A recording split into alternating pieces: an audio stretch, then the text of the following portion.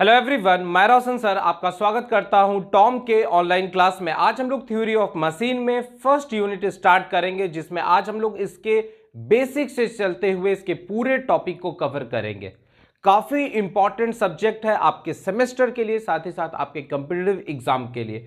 तो बहुत अच्छे से इसको पढ़ेंगे, अच्छे से अपने कॉपी में इसका नोट्स बनाएंगे और बुक भी साथ में पढ़ाई करते जाएंगे। तो देखिए, थ्योरी ऑफ मशीन है क्या, तो सबसे पहले हमको क्लियर होना चाहिए कि सर मशीन हम किसको कह रहे हैं। तो कहता है मशीन एक ऐसा डिवाइस है जो हमारे काम को आसान कर देता है, कम से कम समय में कर देता है और कम से कम ताकत लगा के कर देता है। यह बहुत सारे कल पुर्जों का कॉम्बिनेशन होता है जो अवेलेबल फॉर्म ऑफ एनर्जी को यूजफुल वर्क में कन्वर्ट करता है। क्लियर एकदम हो गया कि मशीन एक ऐसा डिवाइस है जो हमारे काम को आसान कर देता है, कम से कम समय में कर दे रहा और कम से कम ताकत लगा के कर दे रहा, और साथ ही साथ ये बहुत सारे कल पुर्जों का कॉम्बिनेशन है। तो मशीन का एक पार्ट को, मशीन का एक कल पुर्जा को हम लोग एलिमेंट कहते हैं या लिंक कहते हैं, नहीं तो मेंबर कहते हैं। क्लियर है। तो थ्योरी ऑफ मशीन है क्या, तो हम लोग को कह रहा है कि it is the branch of engineering. ये इंजीनियरिंग का एक ऐसा ब्रांच है in which we study about the relative motion and forces acting between various machine element. तो अभी आपको क्लियर हो गया है कि एलिमेंट किसको कह रहे हैं। जैसे हम लोग का बॉडी है, तो हम लोग का बॉडी भी क्या एक तरह का मशीन है। क्यों? क्योंकि हम लोग की बॉडी में भी बहुत तरह का फोर्स का एप्लीकेशन हो रहा है और बहुत तरह का लिंकों के बीच में मूवमेंट हो रहा है। जैसे इस हाथ का एग्जांपल ले, तो ये इसके रिस्पेक्ट में मूव कर रहा है। तो यहां पर ये इंपॉर्टेंट बात हो जा रहा है कि एलिमेंट हम किसको कह रहे हैं। तो अब क्लियर हो गया कि मशीन का एक का कल पुर्जा को हम लोग एलिमेंट कह रहे हैं। और थ्योरी ऑफ मशीन है क्या, तो थ्योरी ऑफ मशीन एक ऐसा ब्रांच है जिसमें हम लोग मशीन के बीच में, मतलब एलिमेंटों के बीच में किस तरह से रिलेटिव मोशन हो रहा है, किस तरह से फोर्स लग रहा है, अगर हम लोग इसके डिटेल स्टडी करें तो उसी को हम लोग थ्योरी ऑफ मशीन कहेंगे। क्लियर है। अब टॉम को दो भाग में बांट दिया गया है, एक को कहते हैं कॉम और दूसरा को कहते हैं डॉम। कॉम का मतलब हो गया काइनेमेटिक ऑफ मशीन और डॉम का मतलब हो गया डायनामिक ऑफ मशीन। देखिए, बहुत सारे इंजीनियरिंग कॉलेजेस में क्या होता है कि कॉम को एक सेमेस्टर में पढ़ाया जाता है और डॉम को एक सेमेस्टर में पढ़ाया जाता है। हम लोग के बोर्ड का जो सिलेबस है वो काफी अच्छा है, क्योंकि हम लोग में मेजर सारा टॉपिक को कवर कर दिया। मतलब हम लोग कॉम और डॉम दोनों का इंपॉर्टेंट टॉपिक पढ़ते हैं टॉम के अंदर। क्लियर है।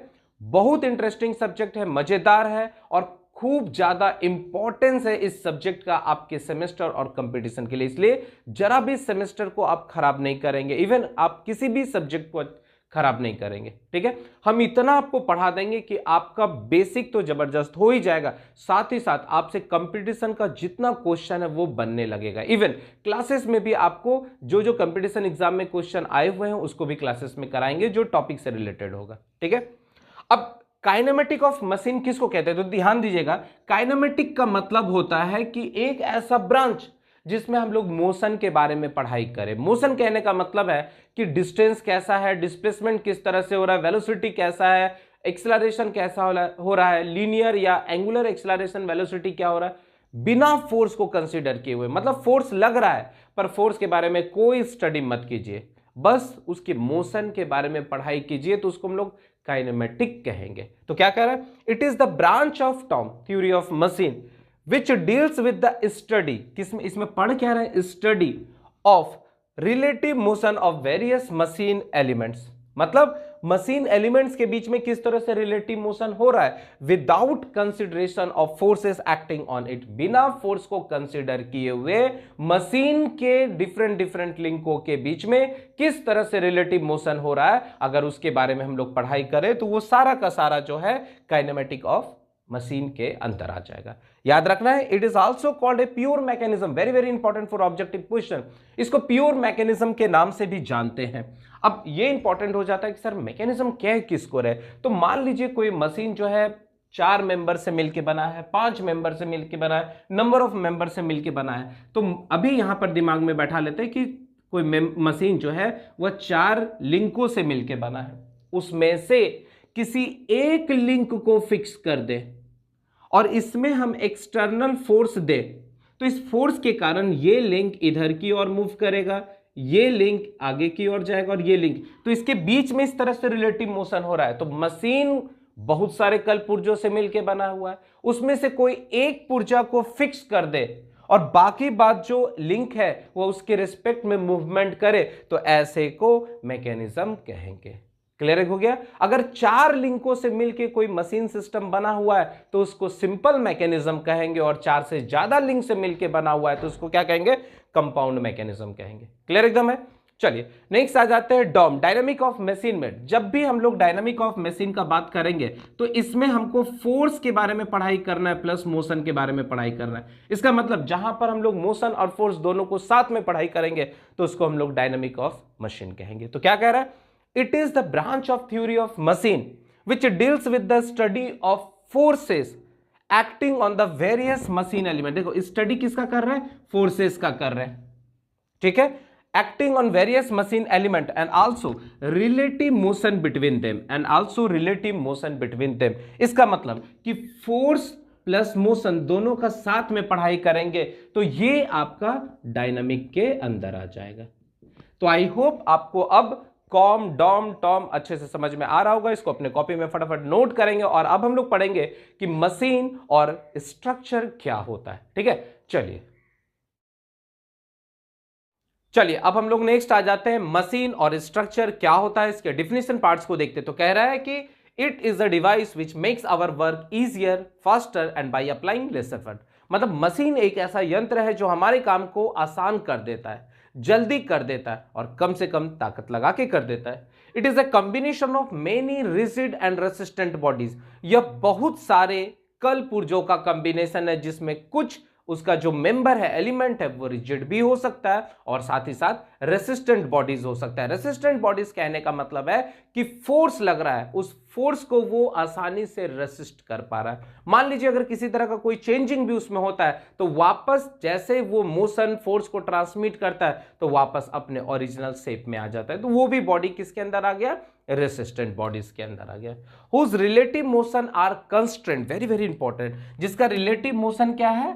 कंस्ट्रेंट है। कंस्ट्रेंट का मतलब होता है डिफिनिट। मतलब आप एक ऐसा मशीन बनाना चाहेंगे जिसमें अगर आप कोई फोर्स दे रहे हैं, कोई मैकेनिज्म कर रहे हैं, तो आप अपने अनुसार उससे काम करवाना चाहेंगे। जैसे मान लीजिए कि आप अगर जेसीबी मशीन से कुछ काम कर रहे हैं तो वहां पर आप जैसा उसको इनपुट दे रहे हैं उस अनुसार वो काम कर रहा है, एकदम कंस्ट्रेंट है। मतलब आप जिधर चाह रहे हैं उधर ही उसका मूवमेंट हो रहा है। तो क्या कह रहा है कि whose relative motion are constraint, that is definite direction, so that available energy can be converted into useful work, जिसमें कि available form of energy जो है वह useful work में convert हो जाता है। क्लियर एकदम है? एक और डिफिनेशन कह रहा है कि इफ द मैकेनिज्म, तो क्लियर हो गया कि बहुत सारे मेंबर को जब जोड़ा जाता है तो उसको काइनेमेटिक चेन कहते हैं, और उसमें से किसी एक मेंबर को फिक्स करके उसके रिस्पेक्ट में कुछ काम करे तो उसको हम लोग मैकेनिज्म कहते हैं। तो क्या कह रहा है? If the mechanism is used to transmit power और to do work then it is known as mechanism. Clear हो गया कि अगर हम लोग क्या कर रहे हैं? मैकेनिज्म का यूज कर रहे हैं टू ट्रांसमिट पावर और to do work then it is known as machine. एकदम क्लियर है? चलिए अब हम लोग आ जाते हैं स्ट्रक्चर सेक्शन में। तो स्ट्रक्चर हो क्या रहा है? तो कहता है कि structure is a combination of many rigid and resistant bodies. अंतर क्या हो गया कि मशीन में रिलेटिव मोशन होगा पर स्ट्रक्चर में किसी तरह का कोई रिलेटिव मोशन नहीं होगा। ऐसा नहीं कि पूल है आपका और उससे ट्रक बसेस गुजर रहा है तो पूल ट्रक भी उसके साथ चला गया, बिकॉज स्ट्रक्चर के अंदर किसी भी तरह रिलेटिव मोशन नहीं होता। तो क्या कह रहा है कि structure is a combination of many rigid and resistant bodies having no relative motion, having no relative motion, उसके बीच में किसी भी तरह का कोई रिलेटिव मोशन नहीं होता है। It only carry the external load, जो सिर्फ एक्सटर्नल लोड को लेता है। बात समझ में आ गया कि आपसे कोई पूछे स्ट्रक्चर क्या है, तो स्ट्रक्चर भी बहुत सारे रिजिड और रेसिस्टेंट बॉडीज का कॉम्बिनेशन है पर उसके बीच में किसी भी तरह का कोई रिलेटिव मोशन नहीं होता है। ठीक है, एग्जांपल के तौर पर ब्रिज हो गया, बिल्डिंग हो गया, ट्रसेस हो गया, फ्रेम हो गया, स्ट्रक्चर, ये सारा का सारा स्ट्रक्चर का एग्जांपल हो गया। क्लियर है? अब कहता है कि फॉर परफेक्ट स्ट्रक्चर, अगर आपको परफेक्ट स्ट्रक्चर बनाना है तो it obey the relation m is equal to 2j-3, जहां पर m को हम लोग मेंबर कहते हैं, m को क्या कहेंगे? मेंबर कहेंगे, मेंबर, और j को हम लोग ज्वाइंट कहेंगे, j को क्या कहेंगे? ज्वाइंट कहेंगे। And having triangular in shape, मतलब जितना भी आप स्ट्रक्चर बनाएंगे मोस्टली आपको देखने को मिलेगा कि वो ट्राइंगुलर शेप का है। क्यों है? उसके पीछे भी कारण है। देखिए, अगर आप कोई स्ट्रक्चर ले रहे हैं, मान लीजिए ये एक क्विन ज्वाइंट स्ट्रक्चर ले रहे हैं, ठीक है। तो ये 3 मेंबर को एज्यूम किए हैं, ये पहला मेंबर, ये दूसरा मेंबर, ये तीसरा मेंबर। तो मेंबर कितना हो गया 3, और यहां पर इसका कनेक्शन किए इसलिए इसको क्या कहते हैं, ज्वाइंट कहते हैं। ये वाले सेक्शन को क्या कह रहे हैं, मेंबर कह रहे हैं। तो ज्वाइंट कितना हो गया, 1 2 3, तो 3 ज्वाइंट हो गया। और यहां जो ज्वाइंट है वो कैसा ज्वाइंट है, बाइनरी ज्वाइंट है। जहां पर 2 लिंक एक साथ आके मिलता है उसको क्या कहेंगे, बाइनरी ज्वाइंट। तो फॉर्मूला क्या है, m is equal to 2j minus 3, m का वैल्यू यहां 3 लिखेंगे, 2 गुना 3 माइनस 3, तो यहां से 6 minus 3 equal to 3। LHS equal to RHS अगर हो जाएगा तो उसको हम लोग क्या कहेंगे, परफेक्ट स्ट्रक्चर कहेंगे, कोई दिक्कत नहीं है। एक और हम लोग देखते हैं, मान लेते हैं कोई स्ट्रक्चरल मेंबर हम लोग इस तरह एज्यूम कर रहे हैं, कोई पूल को कंसिडर कर रहे हैं या कोई ट्रसेस को कंसिडर कर रहे हैं। यहां पर हिंज कर दिए हैं और यहां पर रोलर लगा दिए, ठीक है। और ये आपका इस तरह से इसको बांट दिए। अब ये इसको यहां से कनेक्शन, यहां से कनेक्शन, यहां से कनेक्शन, ये इसका ज्वाइंट पार्ट्स है, ठीक है, ये इसका ज्वाइंट पार्ट है। तो आप मेंबर काउंट करेंगे, ये देखिए 1 2 3 4 5 6 7 8 9 10, ठीक है। फिर ये 11 12 13 14 15 16 17, टोटल मेंबर यहां पर कितना हो गया, 17 हो गया। और ज्वाइंट कितना हुआ, 1 2 3 4 5 6 7 8 9 10, तो यहां पर ज्वाइंट कितना हो गया, 10 हो गया। अब अगर हम m is equal to 2j minus 3 के रिलेशन में इसको डालते हैं तो ये भी एक परफेक्ट स्ट्रक्चर को शो कर रहा है। तो क्लियर हो गया कि स्ट्रक्चर हम किसको कह रहे हैं। तो बस ये याद रखना है, स्ट्रक्चर भी बहुत सारे मेंबर का कॉम्बिनेशन होता है, पर ये याद रखना है कि उसके बीच में किसी भी तरह का कोई रिलेटिव मोशन नहीं होता है, वह सिर्फ एक्सटर्नल लोड को थामता है। तो जल्दी से इसको अपने कॉपी में नोट डाउन करेंगे और अब हम लोग पढ़ेंगे difference between machine and structure, ठीक है।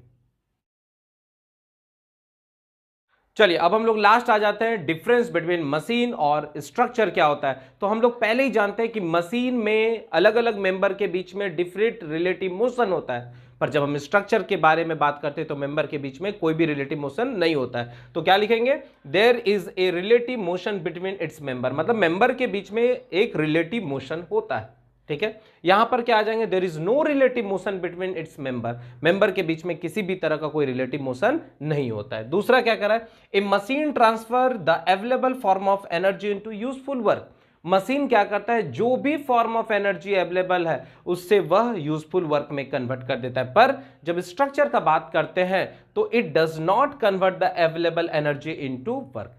स्ट्रक्चर है क्या, तो बस एक्सटर्नल लोड को थामता है, वो उसको आप किसी भी तरह का एनर्जी देंगे तो उसमें कोई भी रिलेटिव मोशन डेवलप नहीं होगा।